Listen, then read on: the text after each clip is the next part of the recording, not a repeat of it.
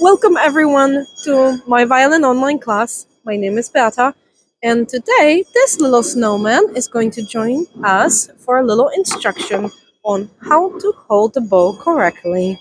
Holding a bow correctly is actually really challenging, and most of my students I see quite a bit of this, of very, very flat fingers. Now, is that correct? No, it's not.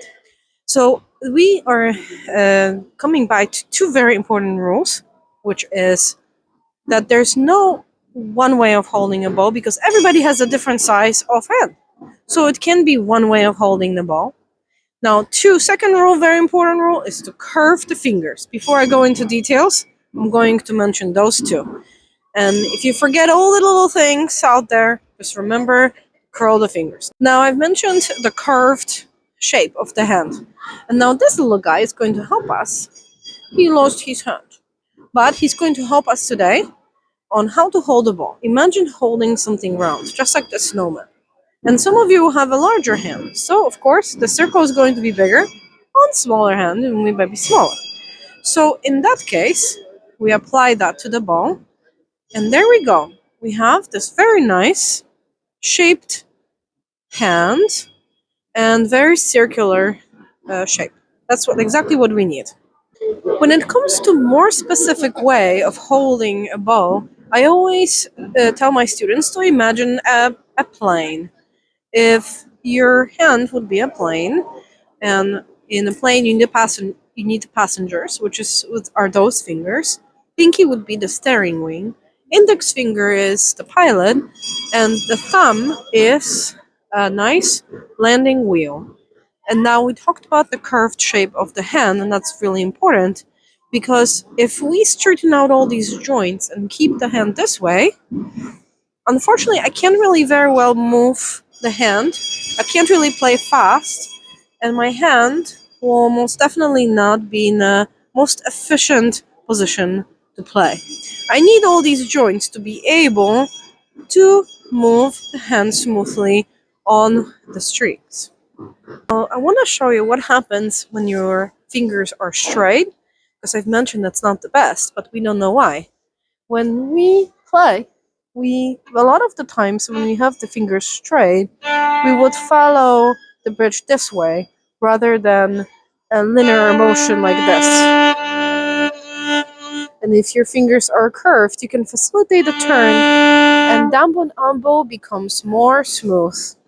And multiple other reasons, as well as comfort and being able to smooth out the strokes between the down bow and up bow.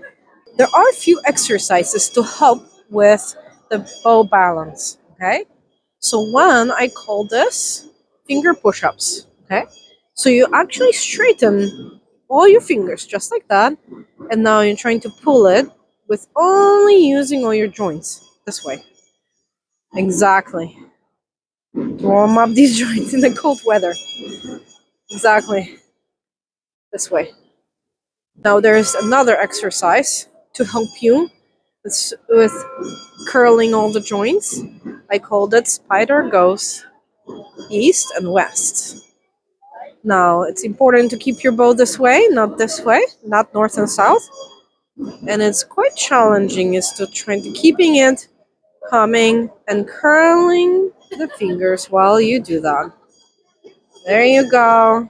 Get these fingers. Get these fingers going. Very nice. Now there's one more exercise I want to show you. I call this pinky push-up. So it's actually quite challenging. It doesn't look like much, but you only use pinky to push the bow this way. Oh, slip. It's actually really cold. My fingers are getting cold. So you using the pinky. Now a lot of students do this. No elbow.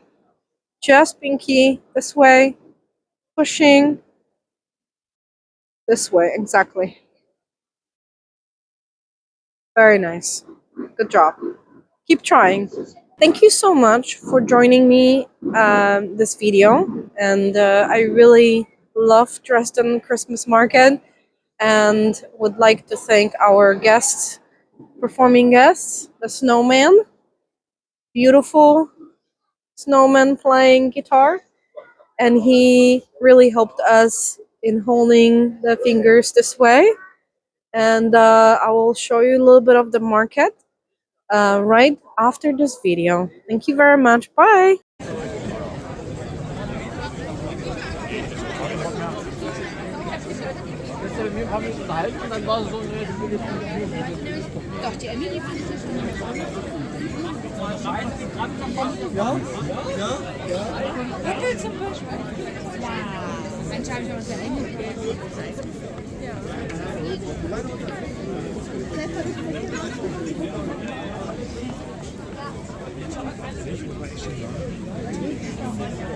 Ich hab die Chantal noch eingesammelt. Ja, ja.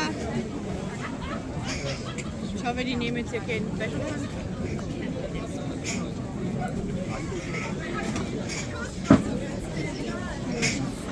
Das war weiße Schokolade. Doch, da Wurst. Und ich denke mir so, oh, geil.